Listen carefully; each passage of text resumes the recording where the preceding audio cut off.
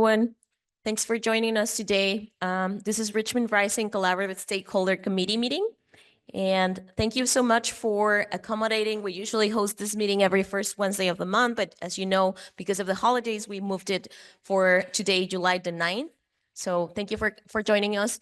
Para las personas que nos acompañan, que necesitan traducción simultánea, en la parte de atrás está nuestra compañera Leti Obregón. Si ustedes necesitan un headset, por favor vayan atrás y recójanlo.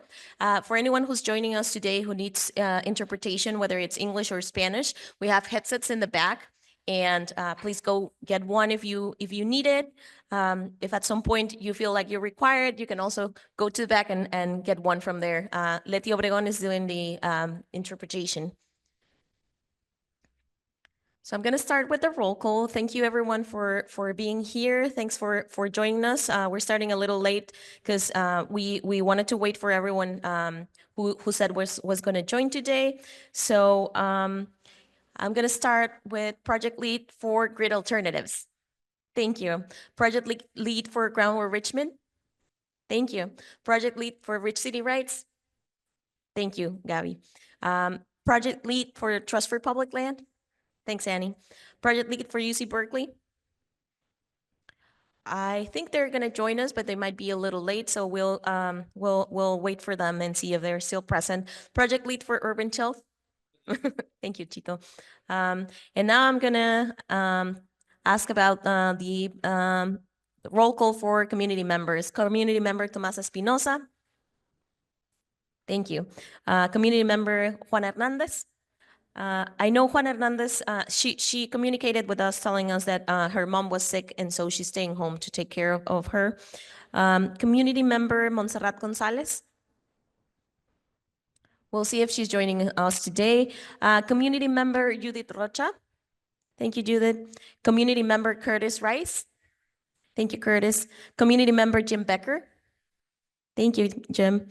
And now we're going with our youth fellows. Youth fellow Leslie Poblano. Hi, Leslie. Thank you. Youth fellow Judah Gant. Thank you, Judah. Youth fellow Miki Masu. I think Miki and Jadira are absent today, so let's record that. And thanks everyone for joining us. So for people who are joining us for the first time, you know, we meet here every first Wednesday of the month from 6 to 8 p.m. If you want to attend in person, please join us at Nevin Community Center, which is at 598 Nevin Avenue, Richmond, California, 94801. If you want to join remotely, you can also use our Zoom link. It's in our presentation, but you can also join through the website that we have.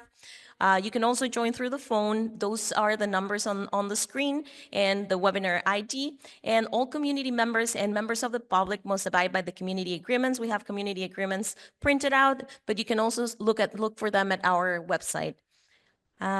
Thanks everyone who's joining in person. For the people who are joining us in person, we remind you that there's headsets in the back for you for interpretation. Para las personas que nos acompañan que requieren traducción simultánea, tenemos audífonos en la parte de atrás del salón.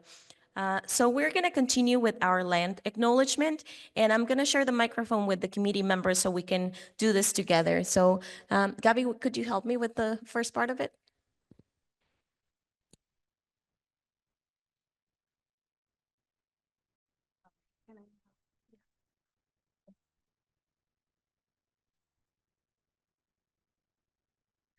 While Richmond Rising seeks to strengthen the economy, improve public health and the environment, particularly in the Iron Triangle, Santa Fe, and Coronado neighborhoods, we do so with the awareness that we occupy unceded Huichin and Karkin Ohlone territory. We acknowledge that land theft of indigenous homelands and the dismantling of indigenous sovereignty was done to advance colonization. We acknowledge that capitalism and white supremacy are branches of colonization that have persisted throughout hundreds of years of oppression, are alive today, and contribute to keeping Black, Indigenous, and all other people of color from thriving.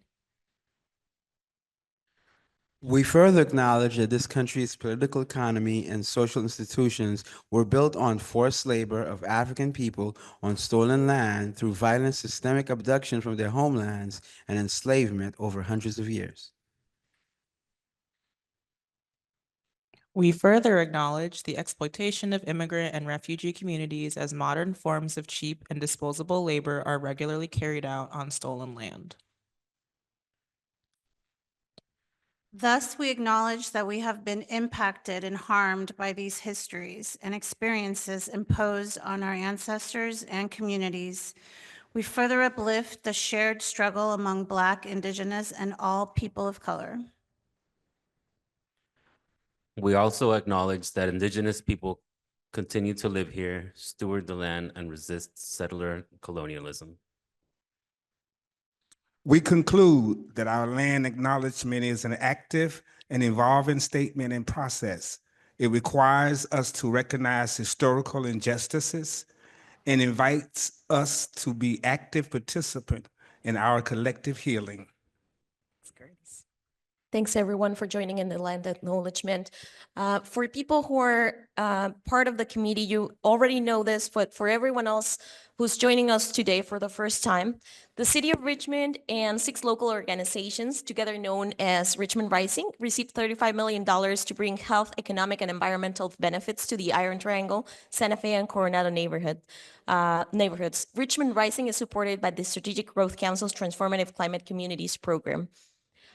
This meeting is a part of a collaborative stakeholder committee meeting, and this group provides guidance on project implementation and holds us accountable in reaching our goals. The committee can make recommendations, provide input, assist project leads in implementing project activities, but it does not have a final decision-making authority.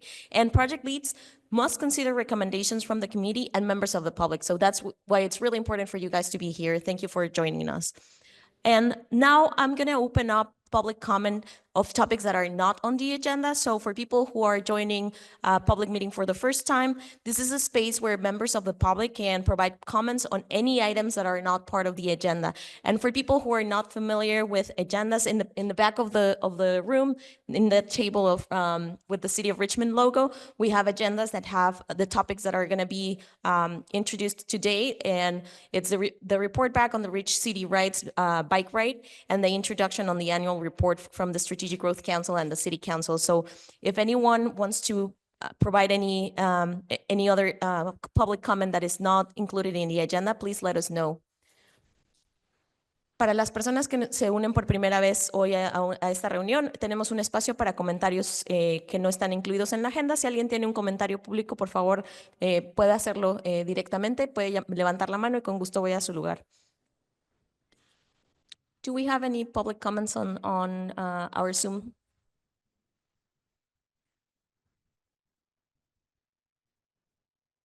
Thank you. Do we have any other public comment in the room? Okay, so I'm going to continue with the review and approval of previous meeting minutes. So the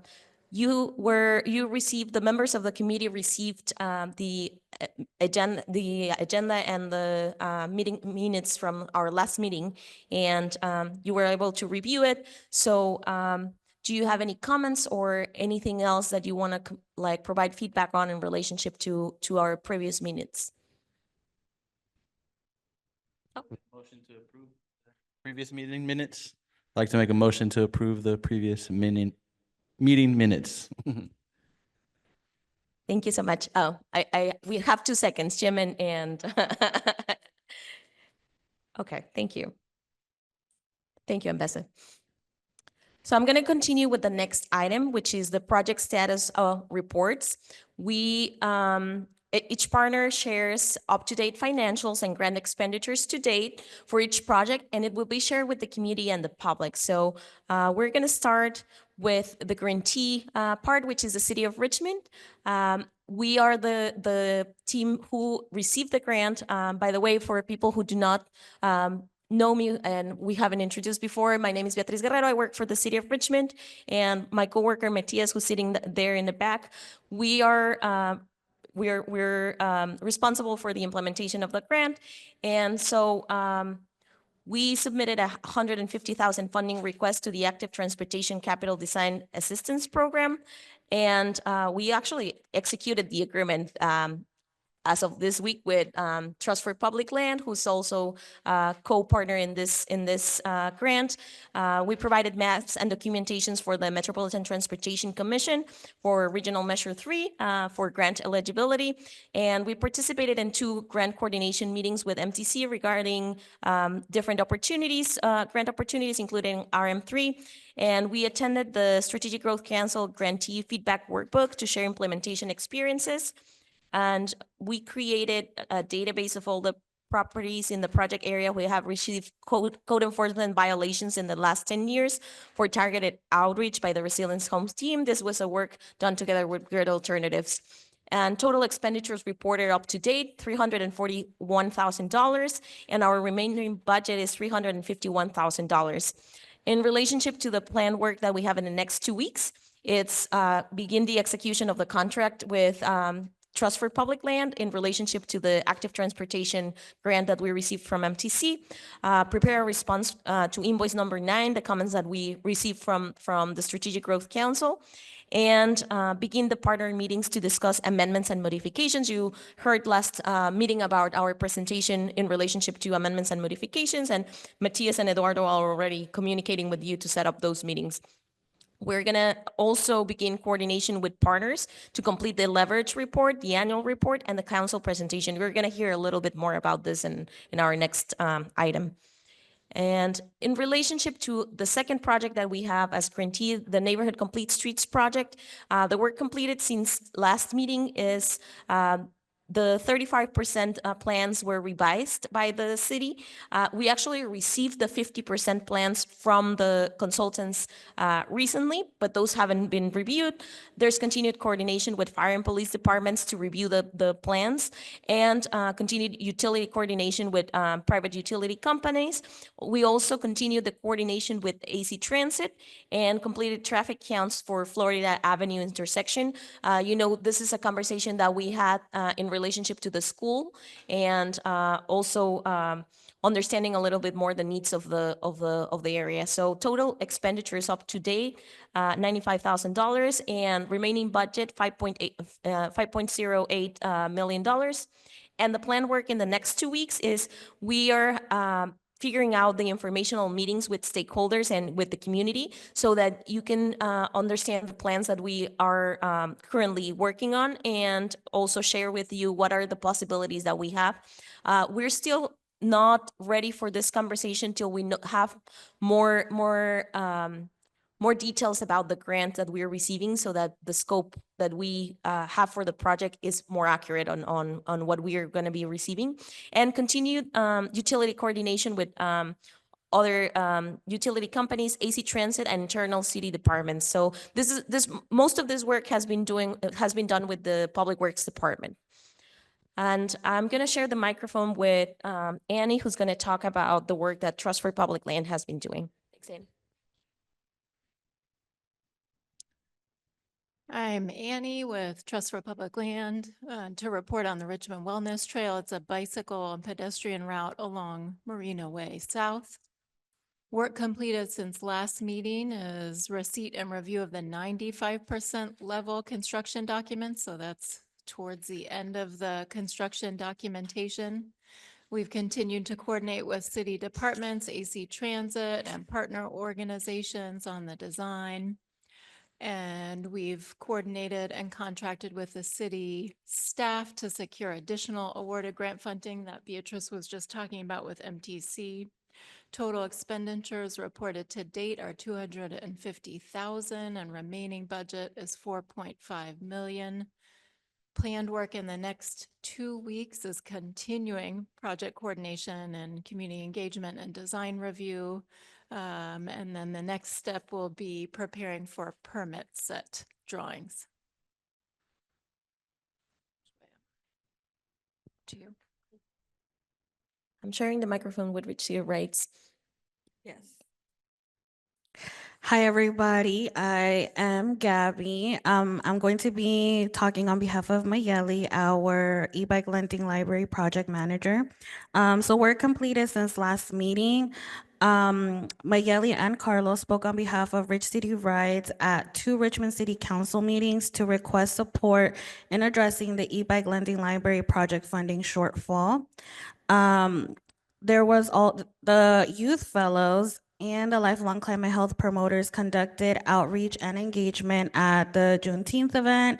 The climate health promoters had a station where community members were able to enter a raffle by drawing a picture of what they thought bike riding kind of meant to them. And based on the picture, climate health promoters and some of the youth fellows helped decide who the winner was, but we actually didn't end up finding a winner, I believe. So we're kind of going to postpone that raffle winner and kind of re-raffle the bike that we were going to be giving out. Total expenditure reported to date, 202,107, and remaining budget, 2.2 million. Planned work in the next 2 weeks. The e-bike lending library team is going to continue to explore different forms of funding to kind of find that missing gap for the e-bike lending library. Thanks, Gabby. I'm going to share the microphone with Mbessa from Grid Alternatives. Thank you so much, Beatrice. Hi, I'm Bessa Kante from Grid Alternatives, reporting on the Resilient Homes project. Work completed since last meeting, completed invoicing reporting period, secured extended ECIA funding for professional services, leverage solar installation, and EVSE, that's EV station installations. Installed 16 previously installed projects within the month of June through a push to the ECIA. We were able to just like really loosen up our backlog and installed 16 projects, which is sort of like hasn't been common since before COVID at Grid. So that's kind of like significant. Continuing planning for the TCC summer celebration, booking and coordinating with different other partners. And one thing I forgot to note here, what has been attendance and participation in the climate health promoters, education, and also stationing them for outreach in the last week. So we've been doing some of that. Total expenditures to date, $818,000. Remaining budget, 6.148. 6,148,000, and planned work within the next 2 weeks. We have a July solar workshop happening in the City Council building on July 23rd. Thank you.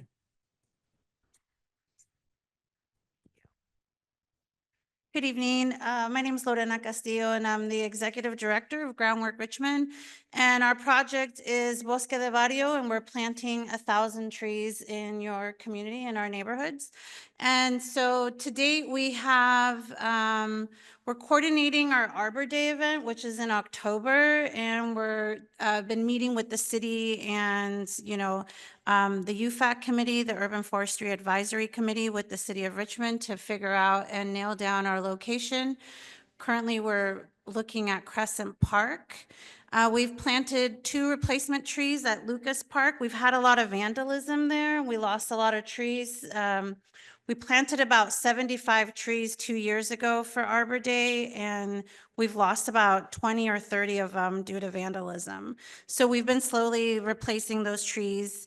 And we've also started our Green Team Summer Program, started on June 16th. So we have 11 participants from the community who have joined our Green Team. We're teaching them how to plant trees, doing environmental justice work, and also doing some recreation with them. So if you see them around, say hello. And we've spent about 180 grand, and we have a little under $1 million left for our project. We're coordinating our tree planting activities and doing our door-to-door canvassing. And I did want to mention that we're hosting a volunteer event called Dig In and Dine Out at Crescent Park next Wednesday. We'll be planting 4 trees and providing some pizza and lunch for community members. So everyone is welcome. I'm happy to share the flyer and information for that. We don't have a lot of folks signed up, so if you are free on Wednesday and want a slice of pizza, come join us. We'd love to have you. And the time is 10 to 2. And sorry, one more thing. We're actively recruiting for board members. So if you know any community members that want to be involved and would like to serve as our board, we're really looking for, people that are interested and active in their communities. And so we have that information as well. So if you're curious or interested to learn more about that, I'm happy to share that flyer as well. And I wanted to introduce Alex Arias, who's our program manager, and he's going to be my number 2 person for these meetings, and this is his first meeting, so I wanted to introduce him. You want to introduce yourself? I think that's it. Thank you, Lorena. If you share that with us, we'll share it with all the partners, and we're happy to post it out on the events on the website too, if that helps in any way. I'm going to share the microphone with Urban Tilth. Thank you, Tito. Thank you, Beatriz. Chito Floriano here with Urban Tilth, just giving an update on our Basins of Relations project. This is a gray water efficiency laundry to landscape project. So if you're in the project area and are eligible and have the infrastructure, you can get some water efficiency in your landscape to water your garden. So some work completed since the last meeting. We've began outreach for our fall 2025 Basins of Relations training program. We've also installed 5 water conservation systems for Iron Triangle homeowners, 4 of those which are drip irrigation system and 1 laundry to landscape gray water system. Total annual water savings from these installations is 43,940 gallons per year. Total expenditures reported to date, 287,000, remaining in the budget 1.3 million. And the planned work in the next 2 weeks is continuing to outreach for the Basins of Relations training program, and also 2 additional gray water and 1 drip system to be installed in the next 2 weeks. Oh, yes. And the ADA accessible garden.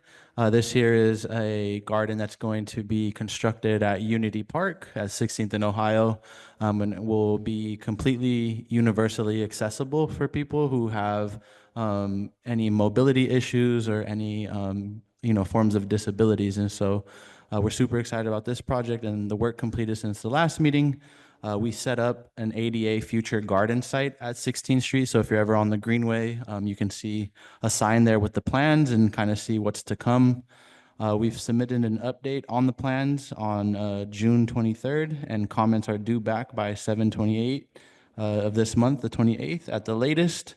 Our design architect team has reached out to multiple contractors as well to kind of gauge interest and availability in bidding.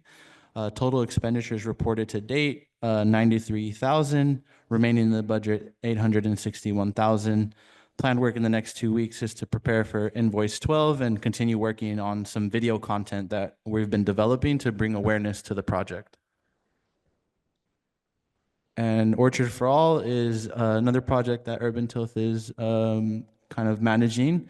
This here is a distributed fruit tree orchard. We're distributing 400 fruit trees every single year to the project area to expand our urban orchard and to kind of sustain that with fruit and redistribute that in the project area. So work completed since the last meeting. We've interviewed and onboarded 8 apprentices for our 6-week training program. So they're currently in week 2. They completed the first week of the training program. So far, 672 pounds of fruit have been distributed to the project area. Expenditures to date, 173,000, remaining in the budget, about a little under $1 million. And planned work in the next 2 weeks is to continue to conduct the training program, and we'll lead up to about week 4 out of 6. Continuing to distribute our fruit trees. We have about 200 or so distributed, so we have like 200 more to go. So if you know anyone who wants a fruit tree and lives in the project area, please reach out to us. And continue to harvest from homes in the project area and refining our intake systems.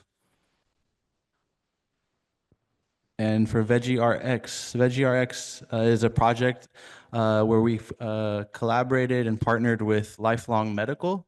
They're able to, resident doctors there are able to prescribe patients produce bags and also go through series of classes and trainings to know how food can be medicine and can really change the well-being and give them an overall better life. So work completed since the last meeting. We've hosted climate-friendly diet workshops with the Coronado Community Council on June 28th. We've continued our climate health promoter training and final projects before graduation this Saturday, I believe. So that's pretty exciting. Total expenditures reported to date, $772,000. Remaining in the budget about $2.4 million. Planned work in the next 2 weeks is the graduation of the 3rd cohort of climate health promoters this Saturday. Plan for the next climate-friendly diet workshop on August 8th at 3:30 at Lucas Park, and then plan for the TCC Summer Community Celebration in August. So pretty busy summer. Cool, thank you. Thank you, Tito. In relationship to the e-bike share program, that is both partnership in between the city of Richmond and Right Today, work completed since last meeting. We attended the Juneteenth celebration at Nickel Park to do outreach on projects and continue the maintenance and existing bike hubs. Just for people who are joining us for this first time, Salma is sitting always in this meeting. If you want to know more about the e-bike share system from Right Today, she's here and she's available to talk to you. Total expenditures reported up to date, $526,000.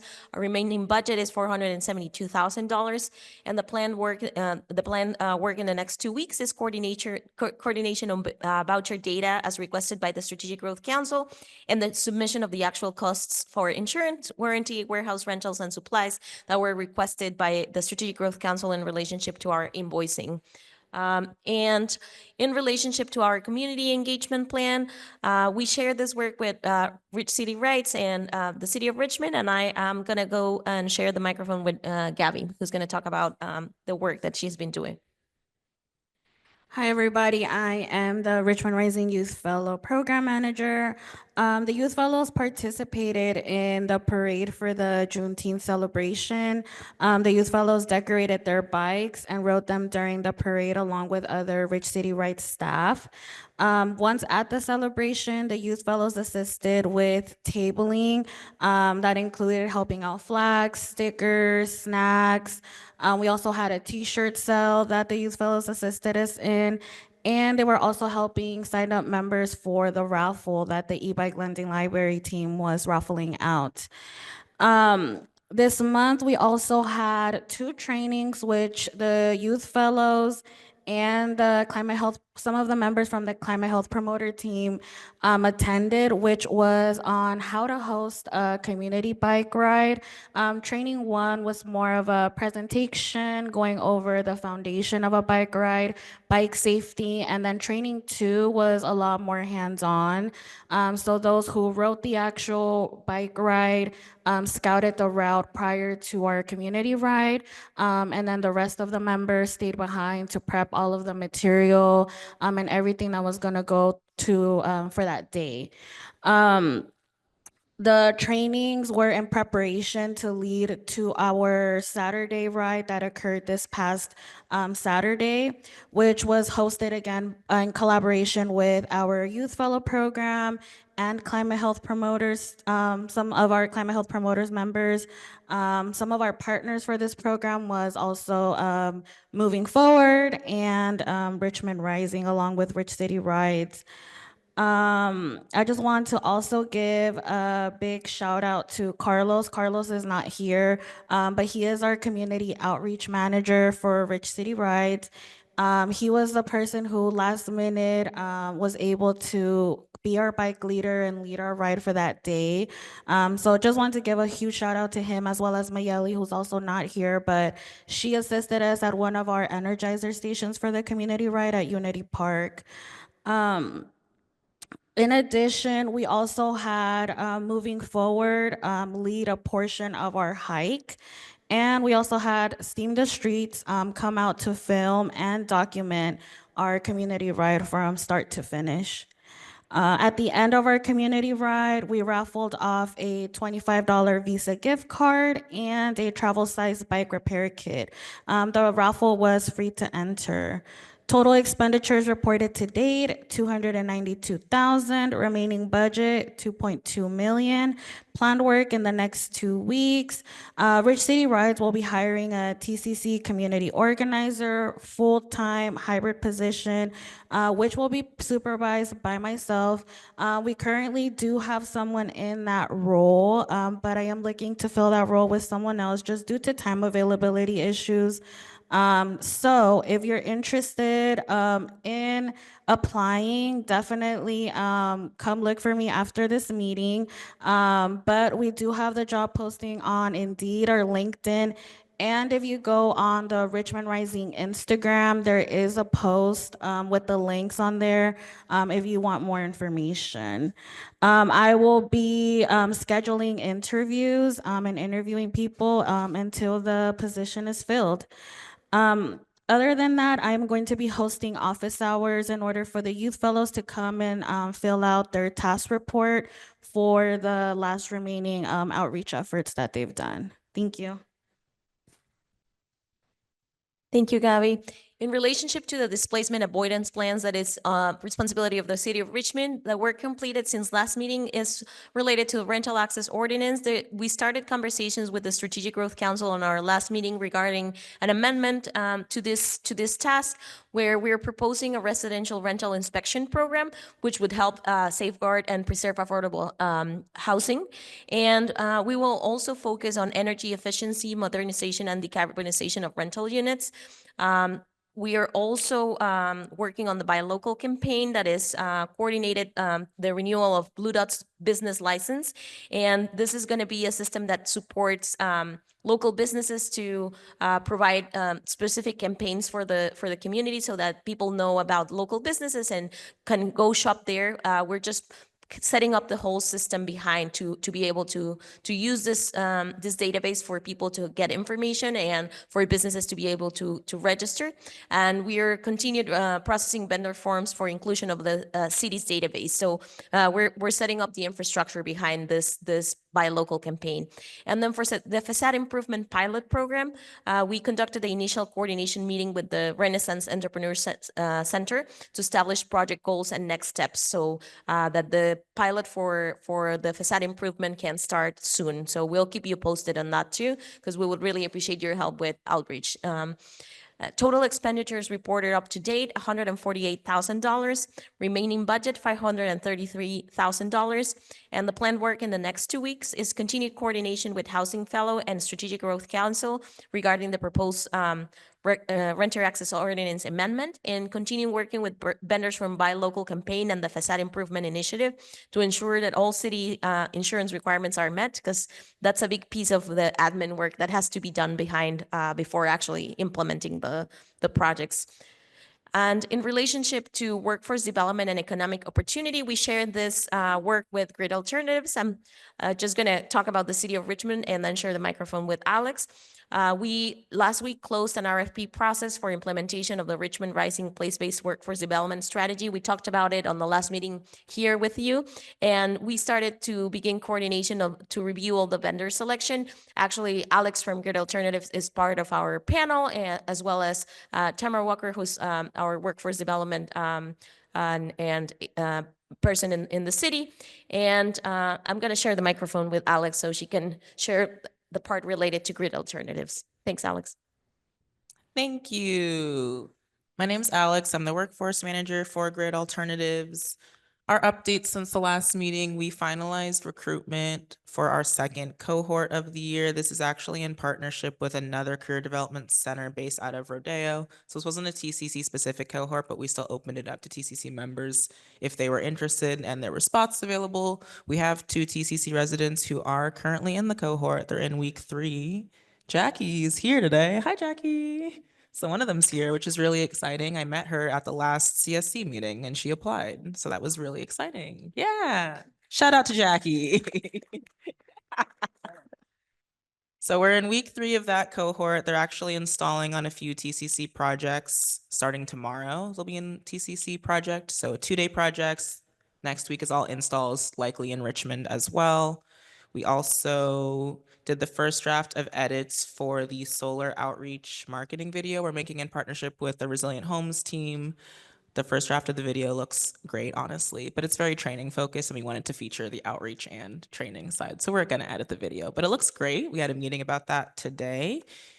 In the next 2 weeks, we're going to finish up this cohort. So our graduation is July 28th. I can send out an invite to everyone. It's a Monday because there was a holiday in the middle of this cohort and it's 5 weeks. So it ends on a Monday this time, but everyone is invited. If you want more information about that, let me know. We're also going to continue editing that video to have a final version by the Resilient Homes summer event. So we're hoping to display that video by then. And those are the updates from Grid, I think. Thank you, Alex. I forgot to say that in the next 2 weeks for the city side, we will be evaluating our submitted proposals for the implementation of Richmond Rising and hopefully being able to decide for a proposal and continue working with them. And so I'm going to continue with the indicator tracking plan. We don't have the UC Berkeley team today, so I'm going to just talk about their work. If there's any additional questions, you can let us know and we'll ask them for clarification if there's any additional information that you need from this. So work completed since last meeting. They submitted the requested information to the Strategic Growth Council for review and approval of invoiced costs. And they published the ITP annual report to Richmond Rising website. So now you can find the Richmond Rising ITP annual report on our website. It's on the banner on top, but you can also find it in documents in case you want to see it. The total expenditures reported to date is $403,000. Remaining budget is $666,000. The planned work in the next 2 weeks is continued coordination with the Strategic Growth Council and the City of Richmond regarding reimbursement and invoiced costs. As you probably have seen this for a few weeks now, or a few months now, it's been a long process for us to be able to comply with the Strategic Growth Council's requirements. The main reason is because UC Berkeley pays tuition remission to their students, and students who are here would not let me lie. That's a piece of that the state was not prepared to deal with, and so we're the example that the state is using to start creating guidelines on how to pay for tuition remission when organizations that do evaluation are actually academic institutions, and it's not professors, but it's also students who are being part of the evaluation process. So just this clarification, because it's been a long process, and I know it might be you might be questioning why are these people taking so long. So that's the main reason, but we're happy to talk to you if you have more questions about it. I'm going to open the space for report on public comments and questions. Are there any community questions or any clarifications in relationship to the reports that we just gave? I'm going to start with the first with the committee members.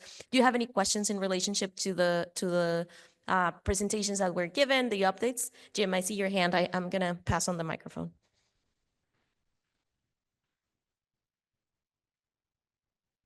So this actually relates to our reading of the indigenous land statements. And I'm wondering if the group is open to, at a future meeting, having a conversation about activating that by actually paying a Shumi land tax to like the Shagogeta Land Trust or another local indigenous group that's actually doing work to restore native rights to land. So just a thought for the committee to think about. Do we want to have that conversation, and what might that look like? Thanks, Jim. Would you like us to add that to the next agenda? Or would you be willing to talk about that? Bueno, mi pregunta es, tal vez yo no me recuerdo muy bien, pero si me podría explicar un poco más sobre la base de datos que hicieron sobre las propiedades en el área del proyecto. Están hablando de eso, pero no entiendo muy bien. Thank you, Tomasa. She's asking about the update related to the green tea updates, where it says that we did we created a database in relationship to properties of the project area. Yeah, this was Tomasa. Voy a responder en español para usted y luego voy a explicar a los demás. Esa lista de propiedades la estamos trabajando con Grid Alternatives porque para poner paneles solares en las casas es necesario que el techo esté en buenas condiciones y que no haya violaciones del código en la unidad habitacional. Entonces, nosotros estamos analizando qué violaciones hubo en el pasado y quién rehizo su techo para que nosotros podamos ofrecerles a esas propiedades los paneles solares. Esa fue la razón por la que estamos incluyendo eso ahí. For people who don't have headphones on, I'm just saying that this database that we created on the properties that have code violations and I think re-roofing was connected to help Grid Alternatives to have more information on who they can offer the services for solar panel installation, because you require a roof that is going to be able to hold the solar panel. So that's the reason that we shared this information with them.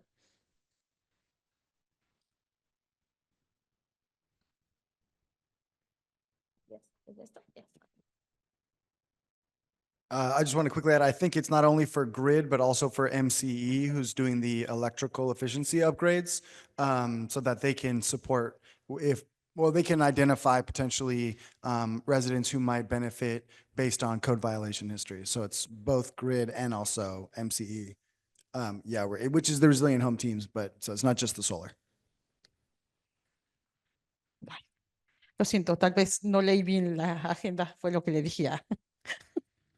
Bueno, pero me gustaría saber un poco más sobre lo que dijeron de la ordenanza de acceso para alquileres, porque siento que yo no sé mucho, entonces me gustaría saber más. En relación a nuestra actualización de Displacement Avoidance, esa es la pregunta, Tomasa. Nosotros teníamos Renter Access Ordinance como una de las cosas que la ciudad iba a hacer. Ese Renter Access Ordinance ya no es una política que la ciudad quiere hacer. Lo que hicimos es enfocarnos en supervisar todas las unidades habitacionales que están en renta para que la ciudad pueda garantizar que la calidad de las viviendas sean buenas. Entonces, eso es un proyecto que se está haciendo a través del Departamento de Desarrollo Comunitario y el propósito es que la calidad de la vivienda sea buena, pero que además eso ayude a que se puedan utilizar factores de carbonización, o sea, reducir el impacto del carbono en las unidades y reducir el acceso a contaminación ambiental adentro de la unidad, entre muchas otras cosas. ¿Puedo hacer una pausa para traducir lo que dije? For people who are not wearing headphones, the conversation is related to the displacement avoidance plans. Tomás is asking what's the working that the work that we're doing to amend the renter access ordinance. So this was an ordinance that we initially thought we were going to be working on, but the city and specifically the community development department transitioned to do residential renter inspection program instead. And this program has as a main purpose to preserve affordable housing, but preserve the quality of housing too, as well as, creating any energy efficiency, modernization, and decarbonization of the rental units. So it's also aligned with the purposes of the TCC grant. And I think we have Lina Velasco today in our meeting, our community development director too. So if there's additional questions, I might share the microphone with her because she is actually working directly with the housing fellow in this initiative. Ahora sí, Tomás, le paso el micrófono. Thanks everyone for holding this bilingual conversation with us. Lo siento, que sobre vivienda me gusta hablar de eso. Bueno, aquí sobre lo que estás diciendo, que dice que se van a dar inspecciones a las propiedades que son puestas en renta, ¿verdad? ¿Cuándo se supone que se empezó a hacer ese tipo de inspecciones? Todavía no se empiezan. ¿Cuándo se espera que se empiecen? Y la otra pregunta, Tina, para que no te hagas regresar. ¿Qué, qué tipo de inspección se van a hacer? Si va a ser una inspección realmente completa o como los hacen muy superficiales. Tomás is asking when is this inspection starting and how deep is the inspection that is going to be done. La respuesta a esto, Tomás, es no se ha empezado el programa, estamos en el diseño. So, si tiene sugerencias, buen momento para comenzar la conversación. The program hasn't started yet. We're in the design process period still. So if there's suggestions from community members who would like to, provide feedback on this, we're happy to hear from you. And yeah, we don't have a timeline yet. Okay, are there any other questions? ¿Hay más preguntas?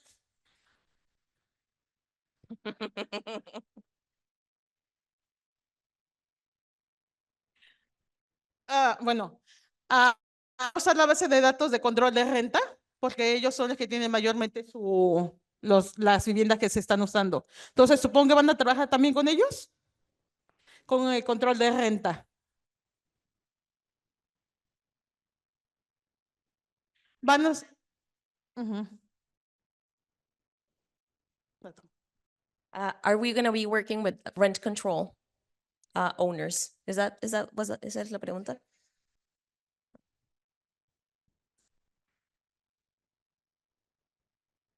Hi, good evening, everyone.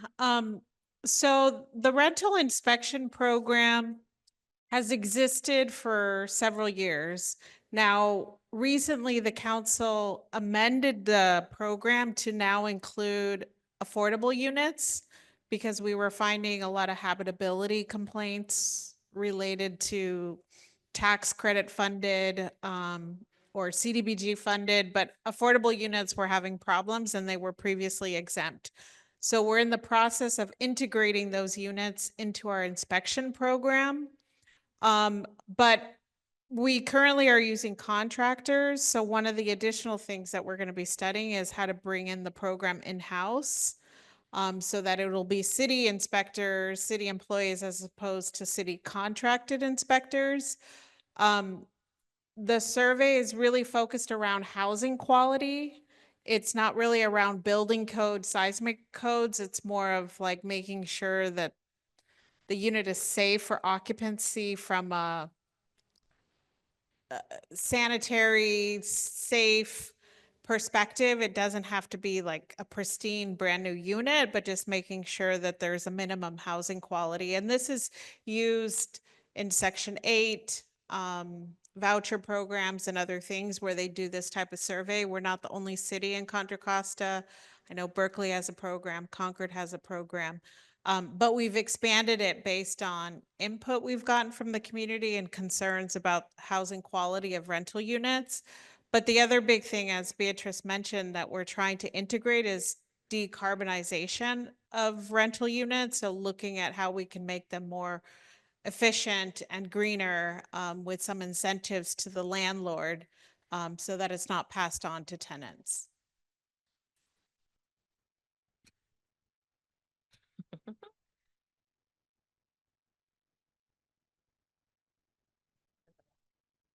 A mí me encantaría que nos dieran una presentación en un futuro de cuándo se va a empezar este proceso y que nos dieran exactamente detallado qué es lo que se va a buscar con ese tipo de inspecciones.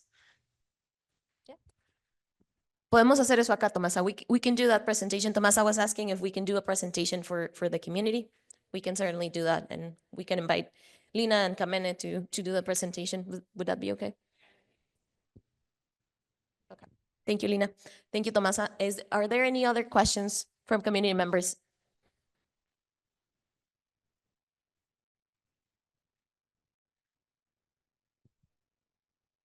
My question was about board members. There was talk about mention of becoming board members. What information can you provide about becoming a board member? What program?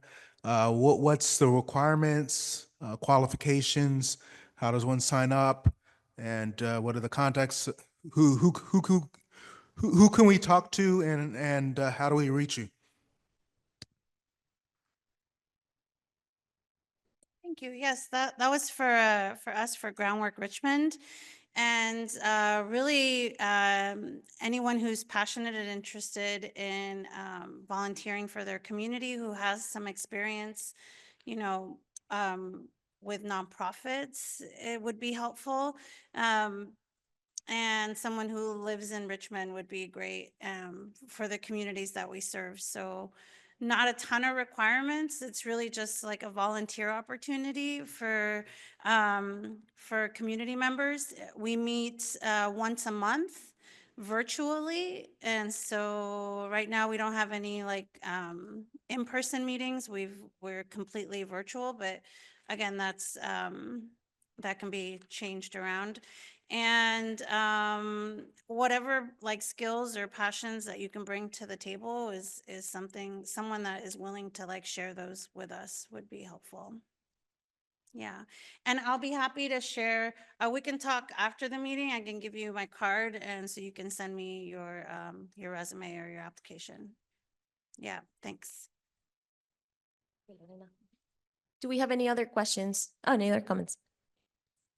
No sé si estaba distraída, ¿verdad? Pero mi pregunta es sobre los negocios que van a apoyar solo en Richmond, Eh, pero ese sí sale de la área de enfoque o también es aquí en la misma zona. O sea que me tengo que buscar una oficina aquí. Irma is asking about the support to local businesses through the Buy Local program. And she was asking if it's only Richmond. Yes, it's only going to be City of Richmond. And yes, the support is for projects for businesses in the project area. And so she was saying she's going to start her business in this area. So she can be part of the local community. What's a business, Irma? ¿Qué negocio es? Digital business. Oh, okay. Keep an eye open for Irma's business. Okay, do we have any other comments or questions from community members? Oh, Yeah, so I received a comment from community member about our website, richmondrisingca.org. And they thought that it would be super cool to see. We have currently that interactive map that you could input your address to see if you're in the project area.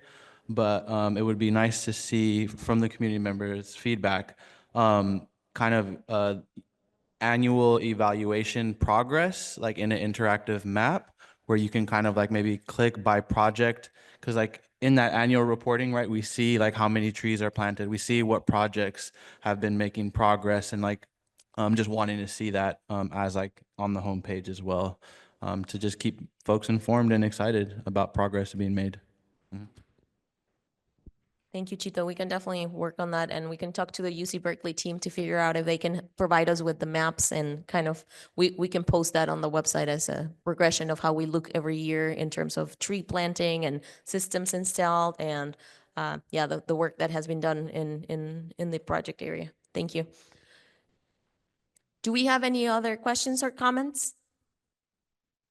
I don't see any hands raised, so I'm going to continue with the agenda, the actual agenda. It's a very short agenda today, so we might finish a little earlier today. We have two committee business items for discussion. The first one is an introduction of the annual report to the Strategic Growth Council and City Council, and then the report back on Rich City Rides bike ride.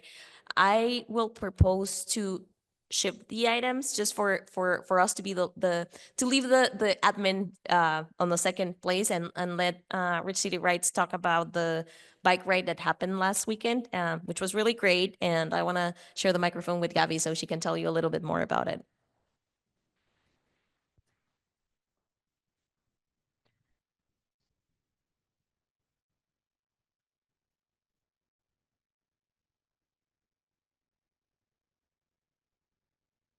Hi, everybody. My name is Gabby. I am the Richmond Rising Youth Fellow.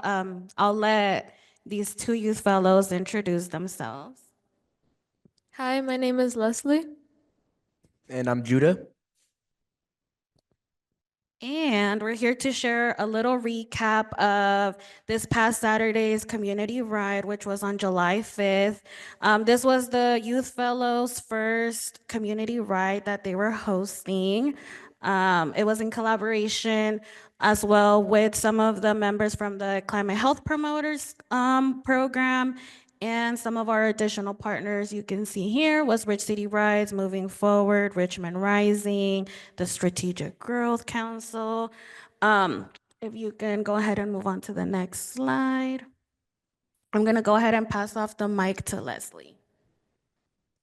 So we started the bike ride at Lucas Park. We met up there, and then from Lucas Park, there were lots of snacks, water, stickers, and free bicycle accessories.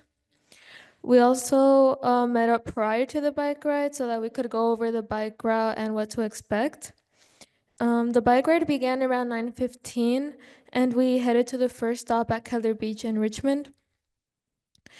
At that station, we had Gabby from the Rich City Ride staff, and we had climate health promoters who were Alan, Maria, and Joseph. At Keller Beach, we had an energizer station, so we had lots of snacks, water, games, and people were able to use the bathroom before beginning our 1-hour hike. Staff members Anselmo and John from Moving Forward led the hike portion, and they share lots of historical facts. At the end of the hike, we had music, pizza, and people were able to answer trivia questions to win prizes like a Moving Forward hat. Around 11:50 a.m., everyone headed to the second stop, which was Unity Park.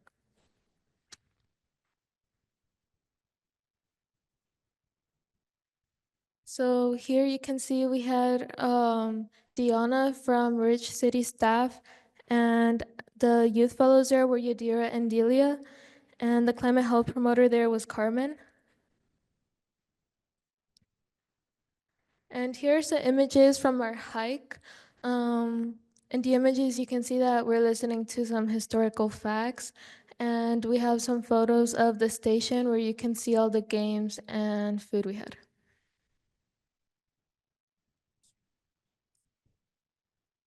Okay, moving on to Unity Park at Richmond. The second Energizer station took place at Unity Park, where Richmond Rising projects were discussed about. We really wanted to highlight the existing and future Richmond Rising projects that will be taking place at Unity Park and along the Greenway Trail. Riders, it was a mistype, were met with snacks, water, and outreach material about Richmond Rising projects. This was also an additional bathroom stop. We had met Mayeli, the e-bike lending library project manager, share more information about the EBLL, e-bike lending library, that will be at the Unity Park. Beatriz from the city of Richmond was able to share more information about Richmond Rising projects and answer any clarifying questions. There was also an open discussion about how we can beautify Lucas Park in Richmond and taking Unity Park as an example of the beautiful park Richmond community members deserve. Staff assisting at Unity Park Station were the RCR staff, tabling was Maeli, and the climate health promoters tabling was Anthony and Stephanie. Next was the Lucas Park, the last stop. The ride was concluded at Lucas Park. We finished off with the riders riding around Lucas Park before we huddled up to announce the raffle winners for the $25 Visa gift card and the travel size bike repair kit. Thank you to everyone who took part in any way, shape, or form.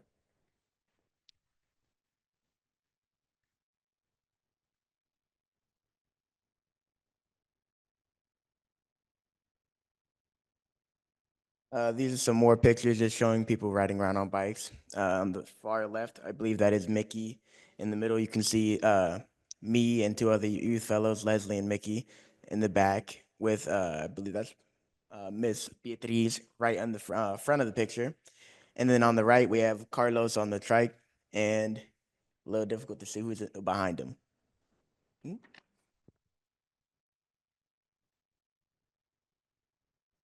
How are you? Late?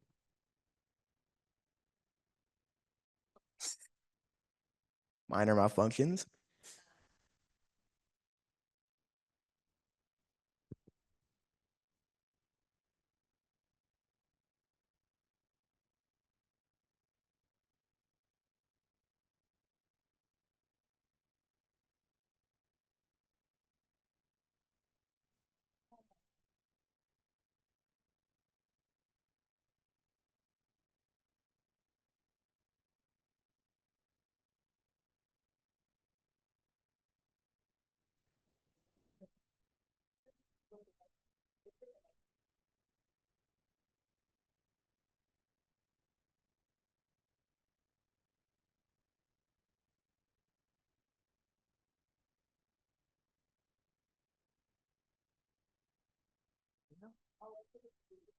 Mhm.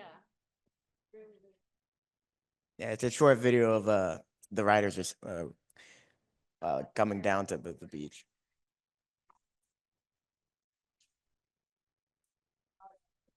Tunnel at Point Richmond. I'm going to repeat that one more time. It was just a short video of some of the bike riders coming out of the tunnel from Point Richmond to start up at the first stop, which was at Keller Beach. So, sorry, y'all.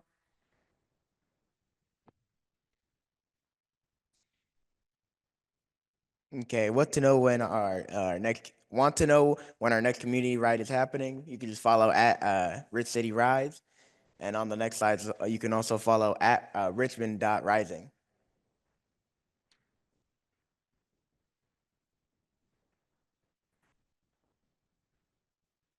Give it a sec. Give it a sec.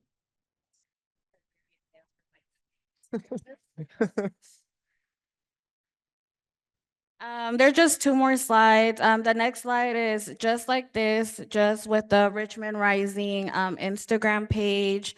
Like I mentioned before, we're gonna start trying to post a lot more on the Richmond Rising site, and particularly to promote more of our community rides. We want to have our youth fellows involved a lot more with actually creating some fun and exciting content. So definitely look out for that. If you haven't followed the Richmond Rising Instagram page, definitely follow it because there's going to be a lot more updates to come. Earlier, I also mentioned that our TCC community organizer position is also posted. So if you visit our Instagram page, you will also be able to see that job posting as well as any future community rides.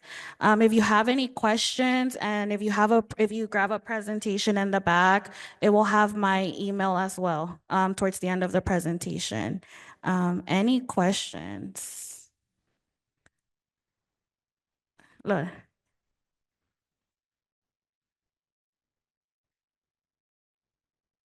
That would be for Eduardo, but yes, me and Eduardo, along with the youth fellows, will be collaborating on that, but the primary person of the account will be Eduardo.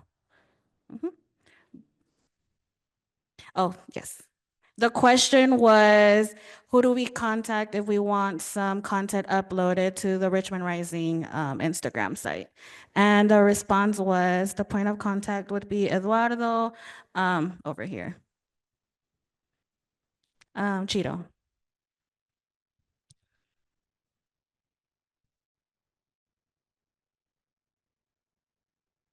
Yeah, I would suggest sending an email to Eduardo and then also including me in that email as well. Eduardo, do you want to repeat your email?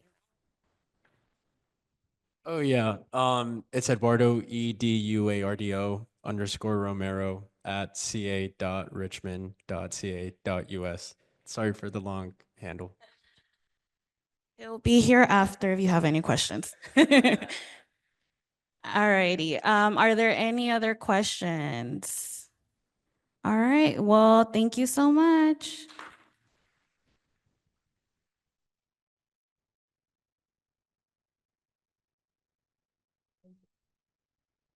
Thank you, Gabby, Judah, and Leslie for that presentation. We really enjoyed the bike ride. And now I'm going to go back to our initial conversation in relationship to the introduction to the annual report. Matthias, do you need a presentation or you just, okay. So I'm going to share the microphone with Matthias. Hey everyone, I'm Matthias, the project analyst with the City of Richmond on this project. So I'm going to give an update. This will be mostly for the project leads, but I'll give context so that everyone knows kind of what's happening and sees behind the curtain a little. So every year we have to submit a few things to SGC, which include what we call an annual report, which has a list of questions that each of the projects will fill out. We also fill out a leverage report for those new to TCC. As part of our grant, we were awarded 35 million and we had to commit at least half of that in addition. So 17.5 million additional dollars that the partners had to commit to projects that were related in the project area. So each project has a different amount of committed leverage. So what we're going to do as part of this annual report process is report on all of the leverage funds that have been spent in the last year. And then we'll also do a presentation to City Council, which we also did last year, where we'll just sort of give some of the most recent updates, well, I suppose updates from the last year. So yeah, so Eduardo and I, by the end of next week, will send out an email to all the partners with links to all of the shared documents where you can start filling it out. I'll go over them all again, and then if anyone has questions, I can answer. So first is the leverage report. It's mostly an Excel sheet where you put in how much was spent, what was it spent on, and the time that it was spent on. And you also have to submit supporting documents, basically proving that the money was spent in that time on those things. I'm happy to answer questions now, but also, of course, we'll be available by email, phone, etc. So partners, let us know if you have questions, but pretty standard supporting documents, I would say. For the annual report to SGC, there's a number of questions. Questions include major grant milestones achieved in the last year and other related success stories in the project area that aren't specific to your project. Lessons learned, challenges experienced, concerns with administration of the grant or working with the state, leverage project milestones, and challenges to any of the leverage projects.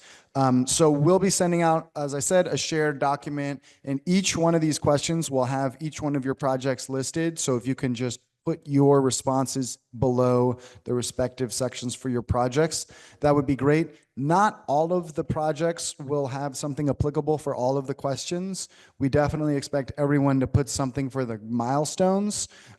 We think many of you will put something for challenges learned, but if you don't have something, say, for example, concerns with administration of the state, which, that's totally understandable if you don't want to put that there, but we encourage you to put as much as you want in there. This is, in many ways, just for the state to figure out how to do this program better.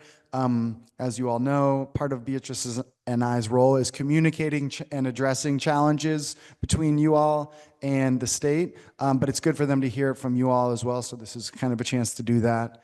And as we support them doing their work of getting money out. And then the last part is the council report. So what we'll do, similar to last year, but a little more streamlined this time, we'll have draft slides, and each project will have 2 slides. The first slide will be highlights over the last year, budget expended, budget remaining, sort of standard. And then the next slide, we're asking you to put photos. So make it look vibrant. We love photos in general, and this is a great time to put photos in because the city council, they aren't tracking every day to day, but it's good for them to see. And then another thing that we are going to include that we would like a direct response to is whether or not you or some other representative would like to present at the meeting. Last year, many of you presented. It is hybrid, but it probably is best if you can attend in person. This will be at the City Council Chambers at 450 Civic Center Plaza, but it's a City Hall. essentially. But yeah, we would love for you all to come out. It gives a chance for the council to see all your faces, and also so we can all celebrate you and the work that you've done. So we'll put that invitation in the email as well. You don't have to answer that part right away, but it would be good to know so we can plan what we're going to present, what you're going to present, etc. Like I said, we'll send an email by the end of next week, but if there's questions now, I'm happy to discuss. When is that meeting? That meeting is not scheduled. It'll likely be in October. The other two documents, the leverage report and the annual report, are due to SGC by the end of September. So the reason we're presenting them together and we're sort of packaging them together is because there's a lot of overlap. So, you know, if you're talking about the milestones you've achieved in the annual report, it'd be good to talk about those in the slides. So we're trying to make it kind of condensed for you to sit down one time and put everything down. So essentially, once the annual report is done, we should have everything we need to also do the presentation. And then it'll just be the standard city timeline for moving a presentation through our internal reviews.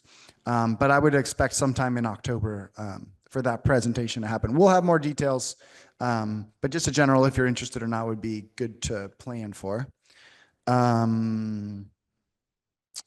Any other questions? Okay, seeing none. Thanks all. Again, we'll send an email out by next week. Thank you. Thank you, Matthias. And so since we are done with the items on the agenda, I will just open the agenda requests for the next meeting. I heard from Jim Becker that he wants to talk more about, in connection to our land acknowledgement, to bring a conversation related to tribal community members and how we can coordinate when we send the agenda list, Jim, but is anyone else wanting to include an item on the agenda? Oh, okay.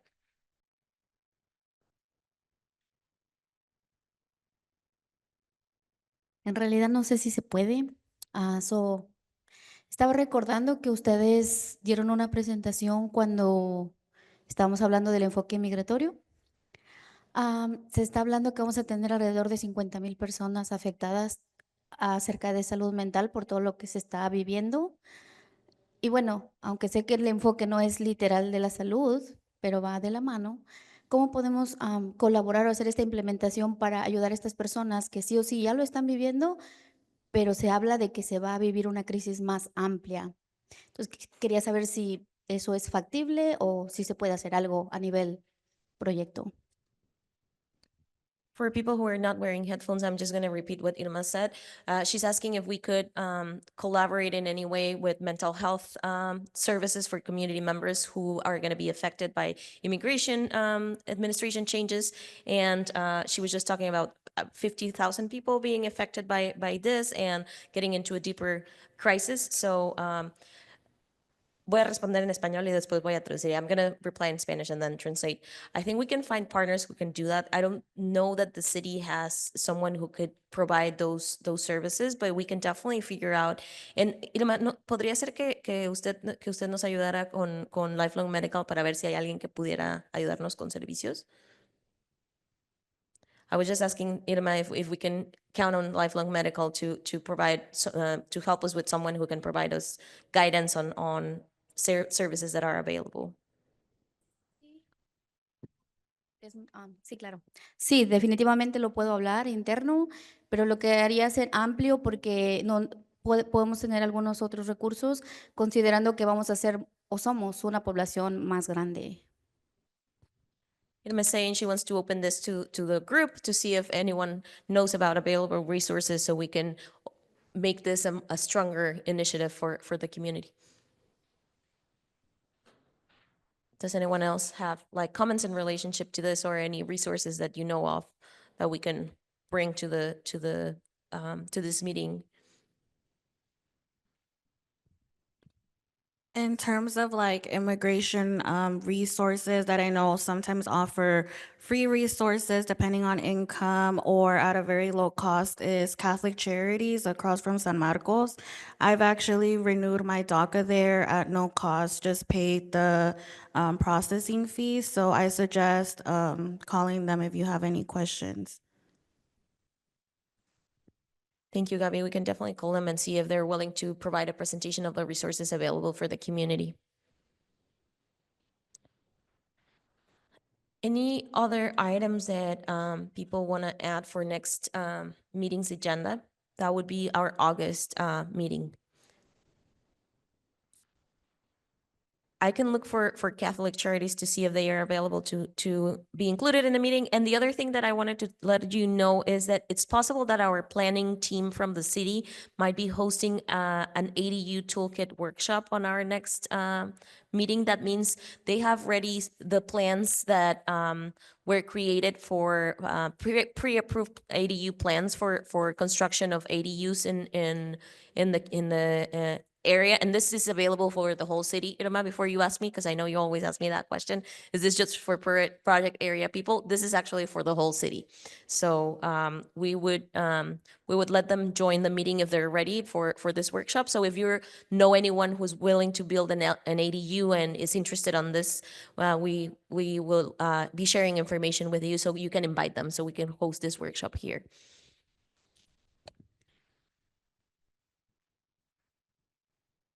Thank you, Jim. Sorry. I had to look it up, but I know related to immigration and immigrant services and mental health and all that, Contra Costa County is hosting an event at Contra Costa College on Saturday, July 26th. And it's all related to immigration issues, mostly legal issues, but all resources related to the changes in the current federal government structures and all of that. And that's free to the public. It's open. It's at Contra Costa College on Saturday, July 26th. Thank you, Jim. If you can share that with us, Jim, we can share it with everyone. So it's available for you guys to have it too. Okay. Hi, yes. So we just talked about this. By our next agenda meeting, that the promotional TCC video that we have been creating should be finalized and done. We should have a 7-minute version, but we should also have like maybe a 3-minute version as well. So maybe to have under the agenda item, a revealing of it might be a idea. And that's my time. Thank you, everyone.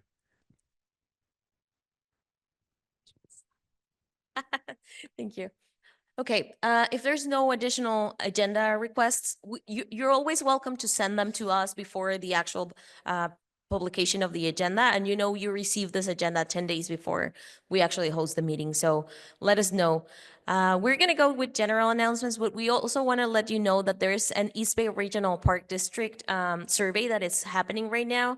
The Park District is creating the next district plan, which is, you know, a very high level document that guides the park district into its next century. And they want to hear from us in relationship to the vision of the community needs and related to parks and recreation and how to make parks welcoming for everyone. So that QR code is for the survey. We're happy to send this to you when we send the agenda and the minutes if you wanted to. We highly recommend that you respond because like this is the planning for the whole East Bay and that includes Richmond. So if you're interested in this, please feel free to share the survey QR code and reply yourself too. And I'm going to open this for any general announcement. Are there any general announcements that you guys have that you want to share? Salma, I'm going to pass it on. Hi, everyone. My name is Salma. I'm the community manager for the City of Richmond's electric bike share program. I'm just letting you know that we have changed our bike operation hours we've changed our bike operation hours to Monday through Friday. The bikes will be available from 8 a.m. up until 6 p.m. And on the weekend, Saturday, Sunday, the bikes will be available 12 p.m. up until 6 p.m. So that'd be all. Thank you. Thank you, Salma. What's the change? What was the original schedule that you guys had? So originally, our schedule used to be 6 a.m. up until 1 a.m. But after looking at the numbers, our ridership, it's mostly happening in the afternoon. And so in order to keep these bikes operating, having them available to everyone who's interested in riding, we have changed our hours. Thank you, Salma. Do we have any other general announcements? I wanted to share with you that on July 14th, Matias and I are actually going to be presenting on a peer-to-peer TCC event. We will share this with you. It's going to be from 3 to 4:30. We're not the only panelists presenting. There's other two TCC grantees presenting, and they asked us to invite anyone who wants to join. We're actually going to share about the CSC meeting because they want to know how do we do interpretation and simultaneous translation and kind of all the technical details behind the scenes, because these are all requirements from the Strategic Growth Council, but not many cities have been able to accomplish all the whole process. So we're going to talk about childcare that is provided by the city, food, and if you guys want to join us, feel free to do so. I don't think you are going to be learning anything from us, but you might be learning other things from other jurisdictions that are going to be there too. So you're welcome to join us. We'll send the link to you.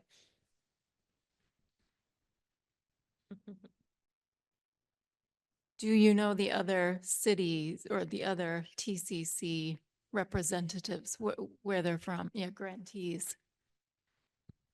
I know one of them is Riverside. Do you know the other one, Matias? No, well, I mean, we know the list of people from TCC, but there's only two other. One of them is Riverside. I don't know the other one, actually. We'll figure it out. It's on the. We'll send you the agenda. It's in the agenda. Yeah. Say, do you know what they're talking about? I guess if we know what you're talking about, it'd be nice to. It's only community engagement. All of it is related to community engagement. So if you're interested in that topic, we're talking about, methods in terms of the CSE meeting, but the others are talking about the promotores system, because Riverside has a promotores, I don't know if it's similar to climate health promoters, but we'll learn from them. And there's another South LA is the other community that is joining the presentation. Yeah. Yeah, so we'll send the information if you want to join us. Any other general announcements from anyone else in here? Community members too? I'm not hearing any other events, but we're always happy to share them with the listserv if you want to share them with us. And at 7:32, our meeting is adjourned. Thank you so much for joining us.